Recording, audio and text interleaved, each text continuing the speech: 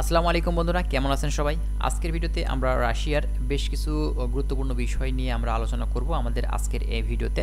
মূলত রিসেন্টলি আমাদের চ্যানেলটিতে যারা আসলে ভিডিওগুলো দেখে থাকেন, নতুন যারা এসেছেন, নতুন যেসব সাবস্ক্রাইবার্স এবং আমার প্রিয় দর্শক যারা আছেন, মূলত তারা কিন্তু জানতে চাচ্ছেন যে ভাই, বর্তমান পরিস্থিতিতে রাশিয়াতে যেতে হলে আমাদের কেমন খরচ লাগতে পারে? আমি যদি সরকারিভাবে যেয়ে থাকি কেমন লাগতে পারে, বা আমি যদি কোনো প্রাইভেট এজেন্সির মাধ্যম দিয়ে যেয়ে থাকি সেক্ষেত্রে আপনার খরচটা কেমন লাগতে পারে, বা আপনার এজেন্সিদের মাধ্যম দিয়ে গেলেও বেশ কিছু ভিসার ক্যাটাগরির উপরেই কিন্তু আপনার খরচটা নির্ভর করে। তো মূলত বাংলাদেশ থেকে এখন রাশিয়াতে যেতে হলে খরচটা কেমন লাগতে পারে, তো সেই বিষয়টা নিয়ে আপনাদের কিছু ধারণা আমি দেবো এই ভিডিওতে। অবশ্যই ভিডিওটি না টেনে শেষ পর্যন্ত দেখবেন, তাহলে কিন্তু অনেক ধরনের তথ্য আপনারা কিন্তু এই ভিডিও থেকে পেয়ে যাবেন। আর আপনি যদি আমাদের চ্যানেলে একদম নতুন ভিউয়ার্স হয়ে থাকেন, আপনার কাছে রিকোয়েস্ট থাকবে নতুন নতুন তথ্য পেতে আমাদের চ্যানেলটিকে সাবস্ক্রাইব করে ভিডিওটি লাইক দিয়ে দিবেন। আর আপনাদের কি জানার ইচ্ছা আছে সেটা কমেন্ট করতে পারেন। আমরা চেষ্টা করব কিন্তু পরবর্তীতে ভিডিও যখন আমরা আপলোড দিব তখন কিন্তু এই বিষয়গুলো উল্লেখ করার। তো তাহলে চলুন আর কথা না বাড়িয়ে বর্তমানে এখন রাশিয়াতে যেতে হলে কেমন টাকা খরচ আপনার লাগতে পারে সেই বিষয়টা নিয়ে কিছু বিস্তারিত কথা বলি এই ভিডিওতে। আচ্ছা, আপনারা জানেন রাশিয়া হচ্ছে একটি ইউরোশীয় দেশ, ইউরোশীয় কান্ট্রি। বর্তমানে আমাদের অনেক বাঙালি ভাই আছেন যারা এখন এই দেশটিতে চেষ্টা করছেন যাওয়ার জন্য। তো দেখুন, রাশিয়াতে কিন্তু আপনার দুইটি সিস্টেমে আসলে বাংলাদেশ থেকে শ্রমিক যায়। এক হচ্ছে সরকারিভাবে বুয়েসেল এর মাধ্যমে, এবং দ্বিতীয়ত সিস্টেম হচ্ছে প্রাইভেট যেসব এজেন্সি আছে অথবা রিক্রুটিং এজেন্সি যারা আছে তারা কিন্তু এই দেশটি নিয়ে অনেকেই আছেন কাজ করছে।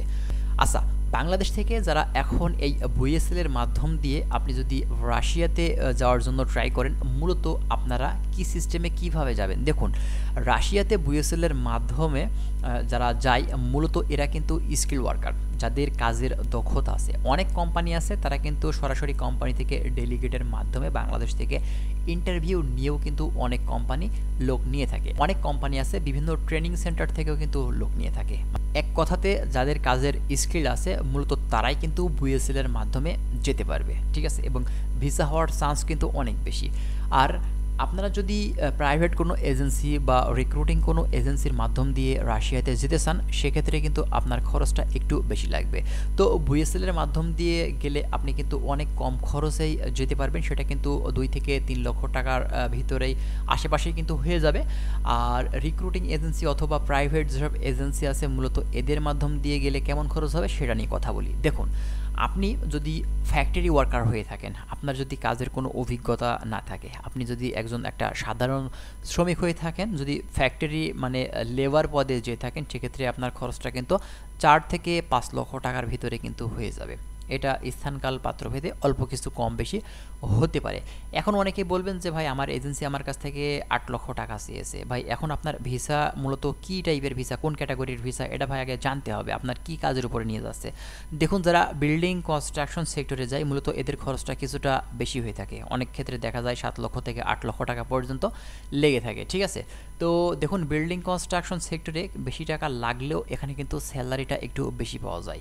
আপনি বিল্ডিং কনস্ট্রাকশন সেক্টরে একজন স্কিল ওয়ার্কার হিসেবে যদি যেয়ে থাকেন রাশিয়াতে, সেক্ষেত্রে মান্থলি আপনি কিন্তু 70-80 হাজার টাকা অনায়াসে চোখ বুঝে আপনি ইনকাম করতে পারবেন, ঠিক আছে? আর রাশিয়াতে মূলত আপনার ভাষা যদি আপনি শিখে ফেলতে পারেন, সেক্ষেত্রে আপনার কাজের যে সিস্টেমটা বা কাজের যে প্রক্রিয়াটি, বা দেখা যাচ্ছে যে আপনি সেখান থেকে ইজিলি কিন্তু কাজগুলো করতে পারছেন। কারণ আপনি আপনাদের সাথে যদি কোনো ওই রাশিয়ান থেকে থাকে, আপনি সহজে তাদের কথা বুঝতে পারবেন, সহজে কিন্তু একটি কাজ করতে পারবেন, ঠিক আছে? আপনি ধীরে ধীরে সব কিছু যখন বুঝে যাবেন, আপনার কোম্পানি থেকেও কিন্তু স্যালারিটা ধীরে ধীরে কিন্তু বেড়ে যাবে। আর নতুন শ্রমিক মূলত যারা কাজ বোঝে না, ভাষা জানে না, এদের কিন্তু বিভিন্ন ধরনের সমস্যা কিন্তু হয়ে থাকে। তো মূলত রাশিয়াতে গেলে আপনার এই ভাষার যে ট্রেনিংটা, এটা কিন্তু অবশ্যই আপনার সেখান থেকে আপনার কোর্স করা লাগবে। আপনি সেখান থেকে কোর্স করে কিন্তু আপনি ভাষাটা শিখতে পারবেন, এবং পরবর্তীতে কিন্তু আপনি বেশ ভালো ভালো জায়গাতে কাজ করতে পারবেন কোম্পানি পরিবর্তন নিয়ে, ঠিক আছে? তো রাশিয়াতে আমাদের বাংলাদেশি অনেক স্টুডেন্ট আছে, মূলত শুধুমাত্র বাংলাদেশি স্টুডেন্ট না, পাকিস্তানি, নেপালি, ইন্ডিয়ান বিভিন্ন দেশের আসলে মানুষ কিন্তু এই রাশিয়া দেশটিতে আছে। কারণ এই দেশটি এমন একটি দেশ, এখানে কিন্তু লেখাপড়া করার সুযোগ অনেক ভালো। তো যেহেতু আপনি কাজের উদ্দেশ্যে রাশিয়াতে যাবেন, সেক্ষেত্রে আপনাদেরকে বলবো যে আপনি অবশ্যই ওয়ার্ক পারমিট ভিসা দিয়ে যাওয়ার চেষ্টা করবেন বাংলাদেশ থেকে ম্যান পাওয়ার করে। সেটা সবথেকে বেটার হবে।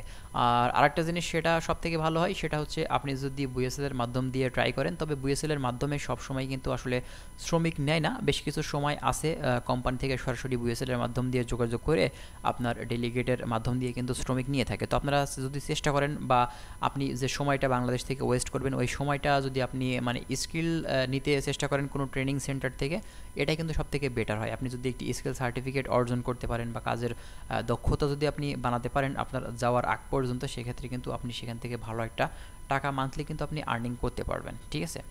তো এটাই হচ্ছে মূলত বিষয়। বাংলাদেশ থেকে যারা যাবেন তাদের খরচটা কিন্তু এমনই পড়বে, কারণ বেশ কিছু মাধ্যমের উপরেই কিন্তু নির্ভর করছে আসলে খরচটা কেমন লাগতে পারে। তো যাই হোক, আশা করছি আপনারা বুঝতে পারছেন। আর অন্য কিছু জানার থাকলে আপনারা কমেন্ট করবেন, আমরা চেষ্টা করব আরও বিভিন্ন ধরনের তথ্য দিয়ে আপনাদেরকে হেল্প করার। তো ভালো থাকবেন সবাই। আর যারা আমাদের চ্যানেলে নতুন ভিউয়ার্স আসবেন, অবশ্যই চ্যানেলটিকে সাবস্ক্রাইব করে আমাদের সাথেই থাকবেন। তো ভালো থাকবেন সবাই, আল্লাহ হাফেজ।